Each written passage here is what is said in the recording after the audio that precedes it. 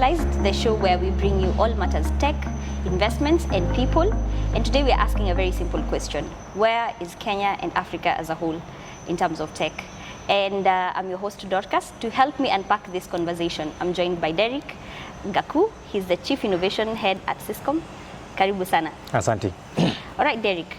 Now, let's start from the top. When you look at Kenya and Africa as a whole, where do you think we are at in terms of tech? Yeah, again, thank you for having me on the show.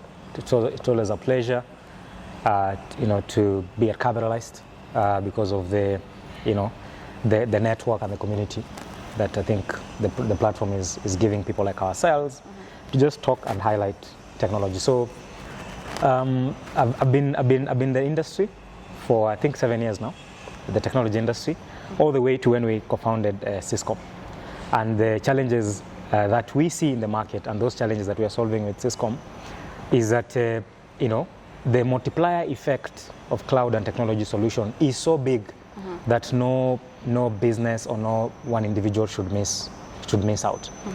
As we have seen, unfortunately, Africa is a net consumer of global tech, which is mostly consumer-based technology. So if you think about social media, now ChatGPT, if you think about streaming, all these are consumer products that are emanating from the West. But there's a very big gap in the market that I feel like is underserved and is unmet. And this gap exists in the enterprise sector, especially small businesses. So small businesses, SMEs and MSMEs, unfortunately, are still left out of maximizing on the potential and the opportunity of technology solutions. So I see that as a big barrier and a big problem. I also see, the challenge of the enterprise market being served by global solutions that are simply too expensive or too far for a typical SME. When I say SME, I'm looking at that trader in Turkana, or that pharmacy in Kisii, or that retail fashion shop in Kakamega.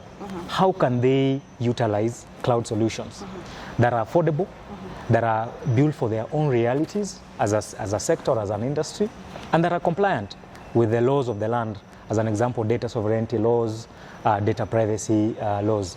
So in summary, I would say we have made tremendous progress, but we are still a net consumer of consumer products coming from the West. But the problems exist in barriers of entry for SMEs in adopting transformative cloud solutions. Okay. Well, at that note, speaking about transformative SME solutions, how is Siscom helping or enabling these very SMEs to be able to cap this challenge and even move forward? Yes, so the reality is the global cloud providers and most of the even local cloud providers or technology companies, they are not built for the realities of SMEs.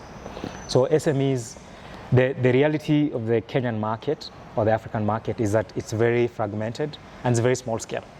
So when we at Siscom look at the Kenyan SME market, for us we see industries. We see industries that we can serve with purpose-built products that can transform them. Okay, so we see as an example the financial services industry. If you look at the financial services industry, the biggest pain point there is they are a regulated industry. They need to host their platforms or their applications inside the country. Okay. They need to have redundancy, sites, especially for data recovery. They need to process and handle personal data, be it KYC or transactional, in a way that is compliant to the laws of the land. Okay, and unfortunately, they cannot directly invest capex in building this enablement. What I mean by that is they cannot simply afford shipping servers, then collocating them. It's too complex for them, right? Yet their core business is really serving the market with transformative lending or financial products. All right. So if you look at that problem, then what Siscom does is that it solves the problem of the capex and the cost, right? So we have a very interesting model where we crowdfund the compute, then co-locate it in a data center that sits inside Kenya, right? We are regulated as a data controller and a processor. But then we not only serve the customers with cloud, but we also do value addition services, because we know a typical SME, which is like an microfinance institution, doesn't need cloud only. They need interoperability APIs, right? They need access to developer talent. They need onboarding access. They need compliance with the regulatory bodies like anti-money laundering and all these things. So what we do then, we target them with a stack of solutions that's cloud, API layer, and all this and all this. So that's just one of the industries that we speak to with a local purpose-built cloud. Okay, thank you for that. Now, moving forward, where do you see Kenya and Africa in the next decade in terms of technology? So I first of all just wanted to speak to the fact that I don't want us as innovators and technology people to be overridden by this AI conversation. Okay, AI is here. It's going to transform industries. But once again, AI does not exist in a silo. It needs to be met by some foundation, right? So I feel like, if I look forward in 10 years, then I look back, I see, digitized SMEs, because these SMEs needs to serve their customers using digital solutions, cloud solutions, so that they can generate data. Then once they generate this data, then this data becomes, and this data being hosted locally, it becomes an oil for them. Data is the new oil, because then they can get analytics, they can get intelligence from that data, and the very algorithms that power AI will be trained on this data. So I see or foresee the ability for us to digitize our SMEs. So for us at Siscom, we've given ourselves a very aggressive target. We want to capture 10% of the cloud market gap in Kenya, which is valued at $3 billion, right? We want to capture 10% of that in the next 3 years. By capturing 10% of this, it means we are speaking to a certain part of the SMEs in the different industries. So as an example, we want to target and digitize at least 50% of the microfinance space.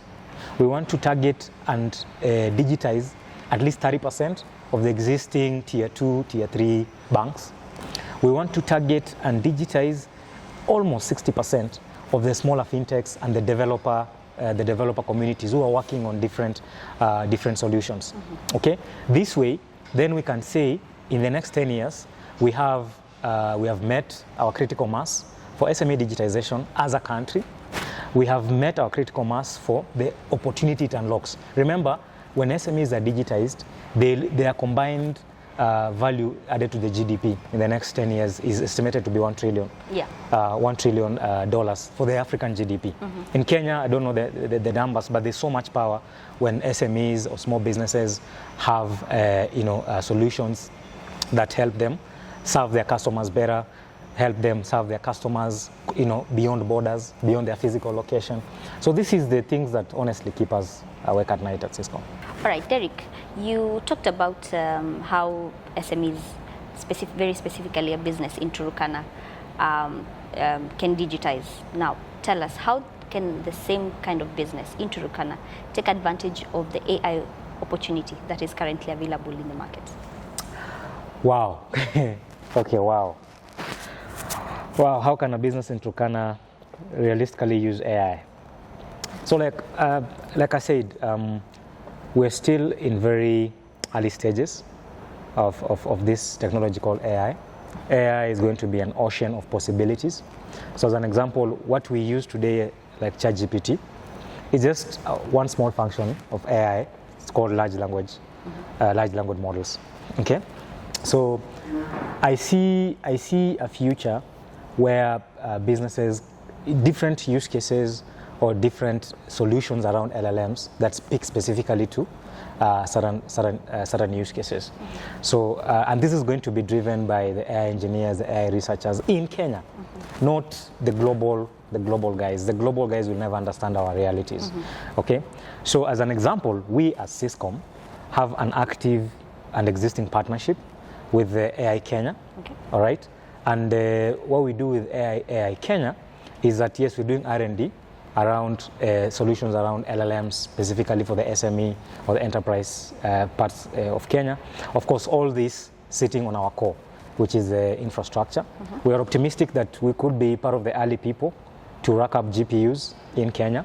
But then the use cases of these GPUs are going to be LLMs use cases that speak to such type of use cases. But what we are doing as of now, so as an example with AI Kenya, we support their programs around augmented thinking for decision makers, especially SME leaders.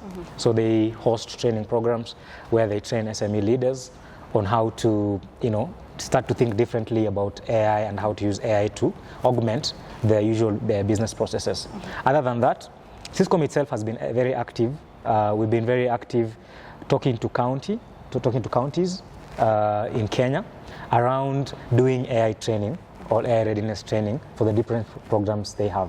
There is one that we are optimistic that we'll be able to implement before or Q1 of 2026, where we are training young people in one of the counties that are going through the program of TVET on how to use AI to improve their skills, things like think about plumbing, think about electricians, solar installation practitioners, these practical things they're doing at the TVETs, and how they can utilize AI, like the chatbots, to be able to just advance their skills or find different ways of improving, their business models.